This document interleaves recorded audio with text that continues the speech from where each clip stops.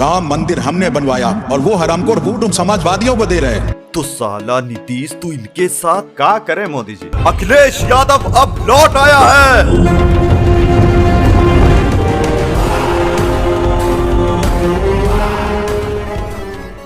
कितनी सीटें ला रहे हैं? आखिरी सवाल। उत्तर प्रदेश में 74 प्लस और पूरे देश में 400 प्लस। अच्छा जी हाँ सर, ये रेप मेरी हुई थी। One so many stone by no Romex sound is Romex yo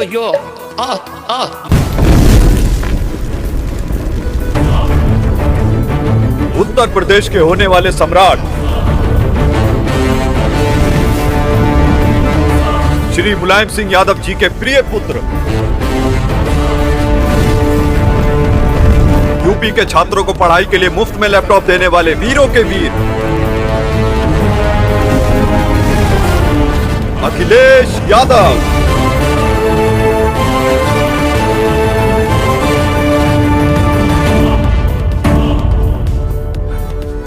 दोस्तों जरा सोच कर देखिए, मोदी जी ने इलेक्शन से पहले राम भगवान के नाम पर वोट मांग मांग कर इन्होंने अपना गला तक खराब कर लिया था। लेकिन चुनाव के नतीजे जब सामने आए तो पता चला अयोध्या से ही बीजेपी को सीट्स नहीं मिली।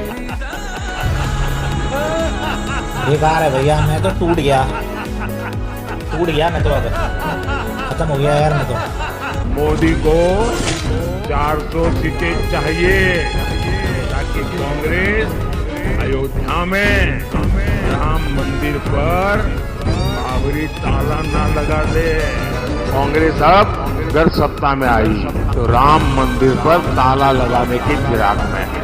वो रामलला को फिर से टेंट में भेजना चाहते हैं।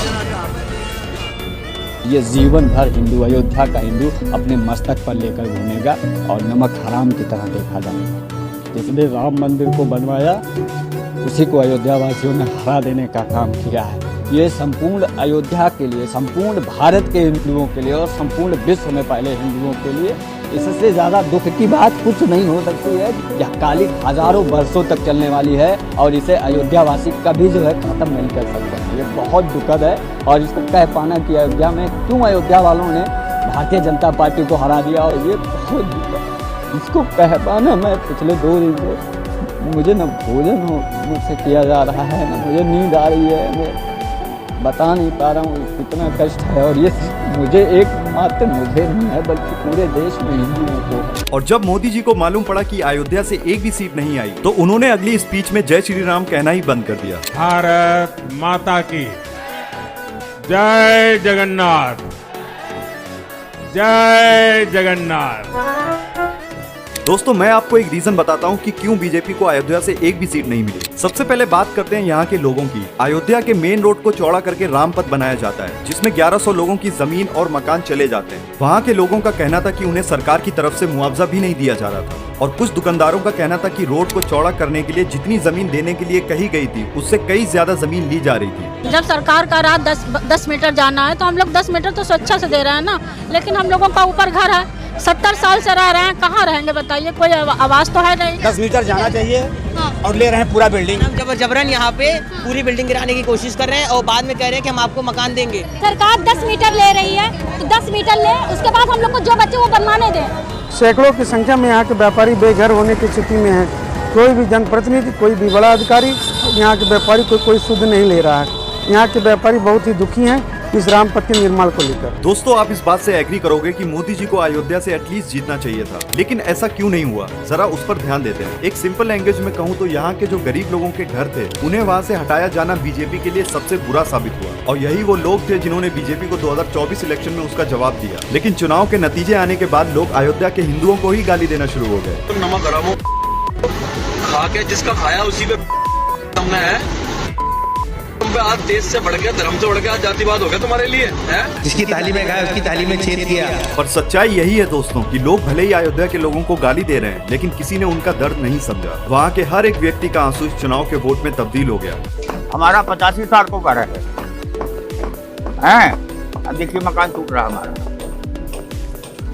मंदिर खाली मंदिर दर्शन करने लिए इतना जनता के नहीं बनवाए हैं कि हम सबको टिकाएंगे। और हम लोग कहाँ चले जाएंगे? बाहर मंदिर टिका दो, यहाँ लोग कहाँ चले जाएं? दुकान टूट गए अयोध्या के अंदर में, जो कि उनके बच्चे रहते थे, उनके परिवार भी रहते थे, और वो अयोध्या छिन्न भिन्न हो गया। मंदिर तो बनने का हम लोग को नहीं कष्ट है, मंदिर बनवाए, लेकिन खेती बाड़ी सब कुछ तो ले रहे हैं, किसी में नहीं कमाए खाए, सब ले रहे हैं, तो हम लोग कहाँ जाएंगे? न खेत बच रहा है, न घर बच रहा है, न कुछ बच रहा है, तो किसमें खाएंगे, किसमें देंगे? उनको मंदिर बनवा रहे तो जनता के दर्शन करने के लिए बनवा ले रहे हैं, जनता का सब उन्हें उछिन नहीं करना चाहते, तो जनता लोग को उछिन कर रहे हैं। हमारा पेट भरेगा नहीं भरेगा तो सरकार को सोचना चाहिए कि जिसका मैंने मकान को तोड़ा है, क्या उस लागत से जो पैसा दिया उस लागत से मकान जमीन मिल सकती है? बहुत मुसीबत झेल रहे हैं,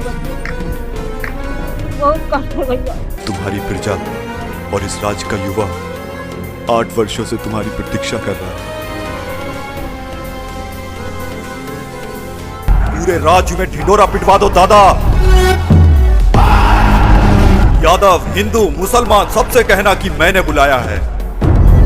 कहना इस राज्य को भाजपा से मुक्त करने के लिए मुलायम सिंह यादव जी का पुत्र, समाजवादी पार्टी का वंशज अखिलेश यादव अब लौट आया है।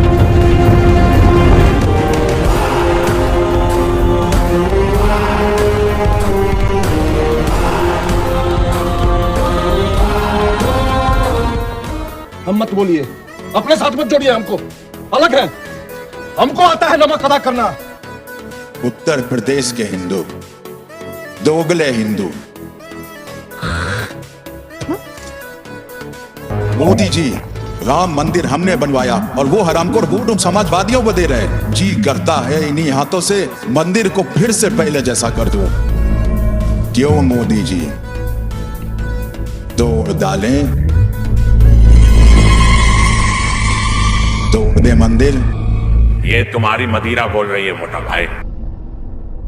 तो साला नीतीश तू इनके साथ का करे मोदी जी? आदमी कितना भी दिन भर भटक ले, शाम को अपने घर ही लौटता है। तो बढ़ाओ भाईचारा बढ़ाओ।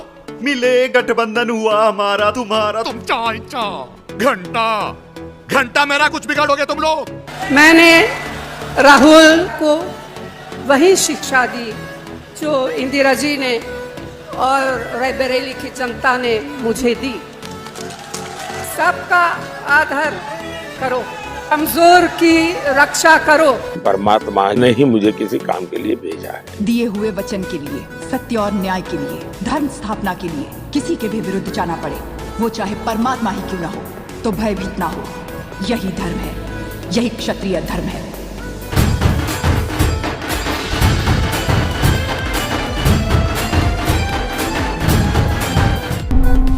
तू मुझे हराएगा? मैंने तेरा अहंकार, तेरा ईगो तुझे मारेगा। चीटिंग करता है तू, चीटिंग करता है तू। पूरा गठबंधन बना कर लेके आ गया ये अकेले को मारने।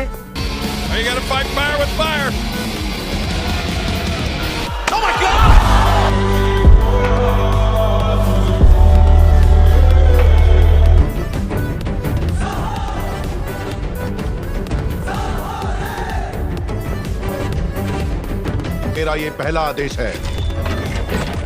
इस राज्य में नीति, न्याय और लगन के साथ काम करने वाला हर नागरिक अपना सर उठाकर जिएगा। ऐसे व्यक्ति के साथ अगर कोई अन्याय करे तो उसका सर कटकर पाताल में जा गिरेगा।